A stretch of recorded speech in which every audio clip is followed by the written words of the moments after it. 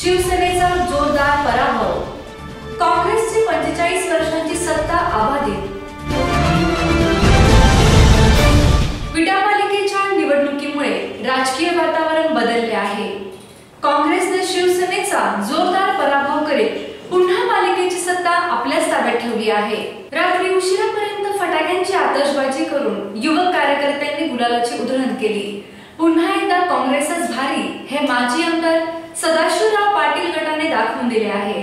विधानपालिकेवर सत्ता काबीज करण्यासाठी शिवसेनेने चांगलीच तयारी केली होती, मात्र काँग्रेसने विटा शहराचा आपला किल्ला अबाधित ठेवत सत्ता खेचून आणली आहे।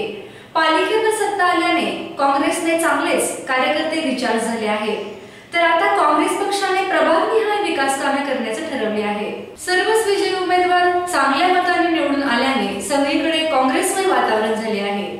विटा नगरपालिकेवर गेली 45 वर्षांची सत्ता अबाधित राखत यावेळी निर्विवाद वर्चस्व राखले।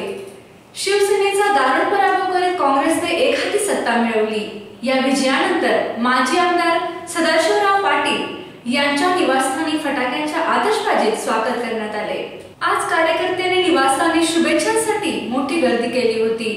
दिवसभर शुभेच्छा स्वीकारण्यासाठी माजी आमदार सदाशिवराव पाटील, वैभव पाटील, विशाल पाटील व नूतन नगराध्यक्षा प्रतिभाताई पाटील उपस्थित होत्या।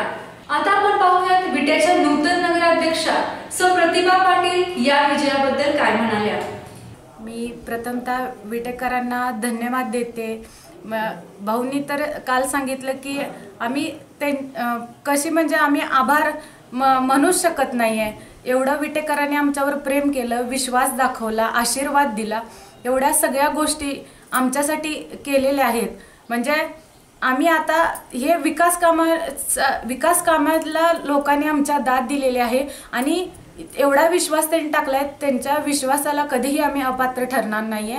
असाच विश्वास विटेकरांनी आम्हाला दिलाय, तसाच आम्ही तो भरभरून देणार आहे, एवढेच मी तुम्हाला सांगेन। आणि पुन्हा एकदा सर्व विटेकरांचं मी मनापासून आभार मानते। आभार हा शब्द त्याच्यासाठी होऊच शकत नाही।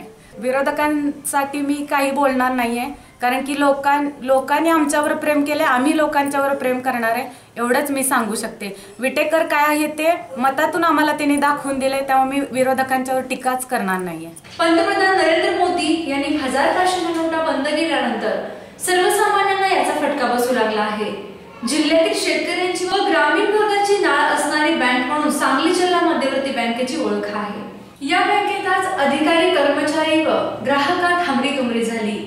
अधिकाऱ्यांनी पैसेच उपलब्ध नसल्याने 500 रुपयाच्या वर रक्कम देण्यास नकार दिला, परंतु नागरिकांनी हे 500 रुपये स्वीकारण्यास नकार दिल्याने अधिकारी व नागरिकांमध्ये वादावादी झाली।